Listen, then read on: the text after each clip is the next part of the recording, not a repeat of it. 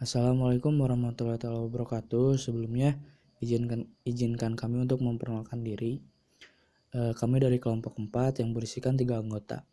Yang pertama ada Rizky Pamungkas, dan kedua Denny Firlan, yang terakhir Muhammad Rahdiat. Untuk mengefektifkan waktu, izinkan kami untuk memaparkan PowerPoint yang telah kami buat. Untuk pemaparannya bisa langsung saja. Baik, untuk pemaparannya, energi yang terkandung pada matahari. Untuk energi yang terkandung pada matahari ada 3 poin. Untuk poin yang pertama, matahari adalah sebuah sumber energi nuklir, reaksi fungsi yang tidak terkontrol. Untuk poin yang kedua, memancarkan radiasi berupa termonuklir, dan partikel. Untuk poin yang ketiga, energi yang terkandung bisa habis ketika elektrium dari energi tidak tercapai, sehingga bisa menjadi ledakan bintang.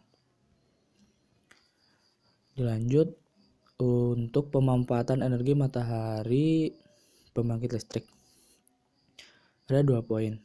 Yang pertama, pemanfaatan energi panas dengan CPS, Controlled Start Power, yang menggunakan konsep solar thermoelectricity. Untuk poin yang kedua, memanfaatkan energi radiasi foton dengan PEPI, fotovoltaik. Lanjut, countered solar power. Untuk countered solar power ada 4 pembahasan. Yang pertama, pembangkit listrik yang memanfaatkan panas matahari yang dipusatkan pada satu titik.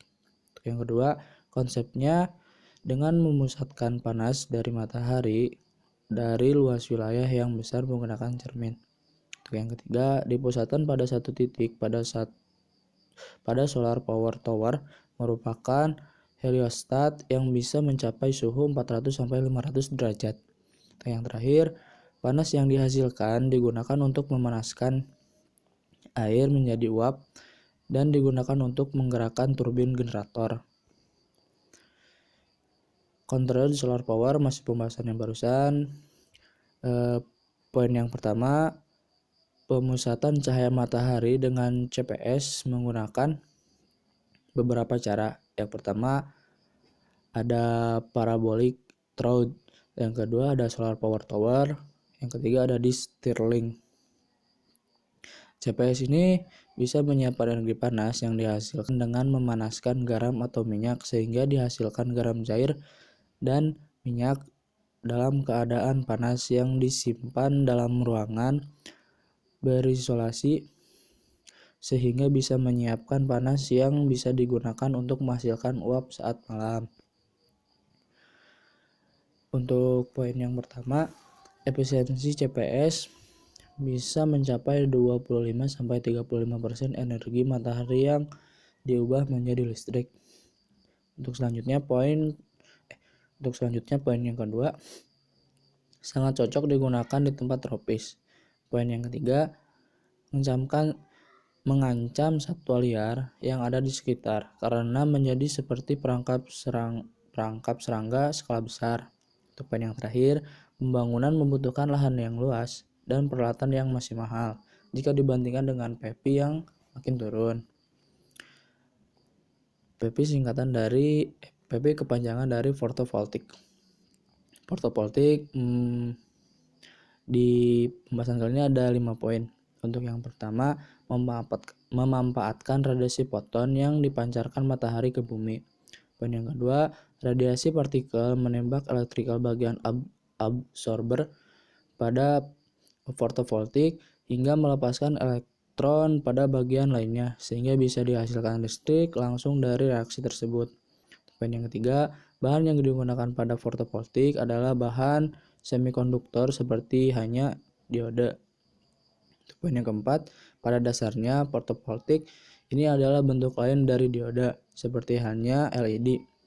Untuk poin yang kelima, karena itu ketika fotovoltaik diberi tegangan, maka akan bersinar dengan sinar yang lemah. Dan LED bisa menghasilkan listrik yang sangat lemah ketika disinari matahari. Fotovoltaik. Untuk fotovoltaik yang bagian ini ada satu pembahasan dan 5 subpoin. Untuk yang pertama, bahan pembuatan fotovoltaik ini biasanya dibuat dari silikon monokristal dan ada silikon kristal dan asilikon multilayer dan gallium arsen. Dilanjut, fotovoltaik, pengaruh intensitas cahaya terhadap arus dan tegangan, pengaruh suhu terhadap arus dan tegangan, pengaruh luas permukaan terhadap daya, pengaruh posisi cahaya matahari terhadap daya. Fotovoltaik hanya bisa digunakan di siang hari. Untuk menyimpan energi listrik diperlukan baterai.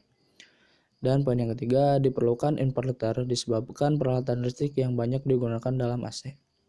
Untuk poin yang keempat, membutuhkan banyak sel yang terhubung secara seri dan paralel, sehingga memerlukan lahan yang luas. Untuk poin yang kelima, merupakan sumber energi non-emisi karbon.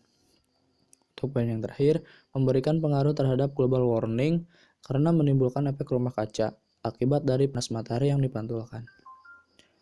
Untuk yang terakhir, kesimpulan. Poin yang pertama, manfaat energi matahari bisa dengan menggunakan dua cara, yaitu memanfaatkan radiasi panas dan radiasi foton. Untuk poin yang kedua, pemanfaatan radiasi panas dengan solar thermoelectric city, sementara radiasi foton dengan solar fotovoltaik.